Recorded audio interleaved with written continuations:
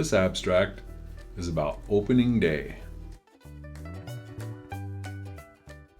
If you enjoy this video, be sure to click like and also subscribe so that you receive updates when new abstracts are released. Baseball has been a part of my life since I was just a boy. From pickup games with friends in the backyard, to Little League, to listening to games on the radio and watching on TV, to the 15 seasons I was blessed to get to coach my sons and their friends, it has always been part of my life. Since this was to be the opening week of Major League Baseball, I felt it would be appropriate to dedicate this abstract to our national pastime. I grew up a Reds fan, but I pull for the Indians too, as long as they're not playing my Reds.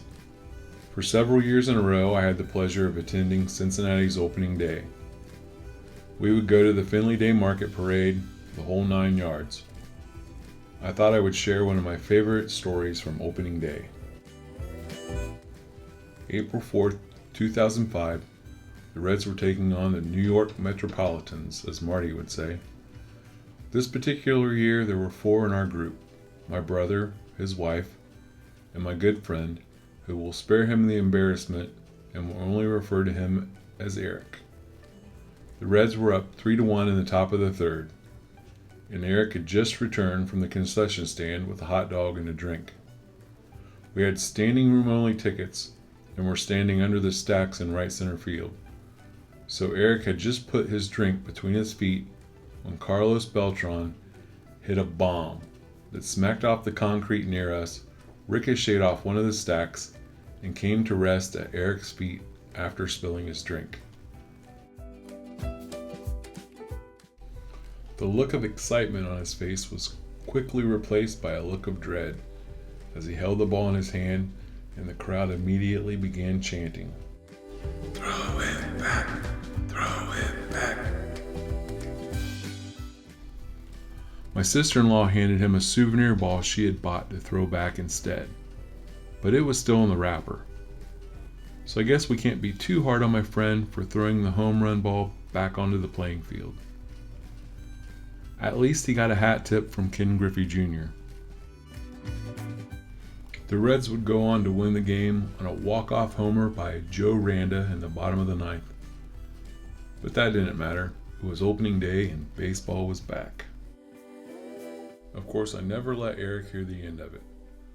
We worked together at the time, and I got everyone in our department to chant, "Throw it back! Throw it back!" when he came in to work the next day. Fast forward 1 year. Anyone who's been to an opening day knows that they put the names of people who have been to opening day 10 years in a row or more on the scoreboard at a certain time during the game. I'll never forget the look on my friend's face when he looked up and saw Eric TIB and his last name on the big screen. Throw it back exceeded the number of letters they could use, unfortunately, but he knew exactly what it stood for. I'd like to finish with a quote from James Earl Jones' character Terrence Mann from one of my favorite movies, Field of Dreams. "Of course we don't mind if you look around," you'll say. "It's only $20 per person." They'll pass the money over without even thinking about it, for it's money they have and peace they lack. And they'll walk out to the bleachers and sit in shirt sleeves on a perfect afternoon. They'll find they have reserved seats somewhere along one of the baselines where they sat when they were children and cheered their heroes. And they'll watch the game, and it'll be as if they dipped themselves in magic waters. The memories will be so thick they'll have to brush them away from their faces. People will come, Ray. The one constant through all the years, Ray, has been baseball. America has rolled by like an army of steamrollers. It has been erased like a blackboard, rebuilt and erased again. But baseball has marked the time. This field, this game, it's part of our past, Ray. It reminds us of all that once was good and could be again. Oh, people will come, Ray. People will most definitely come.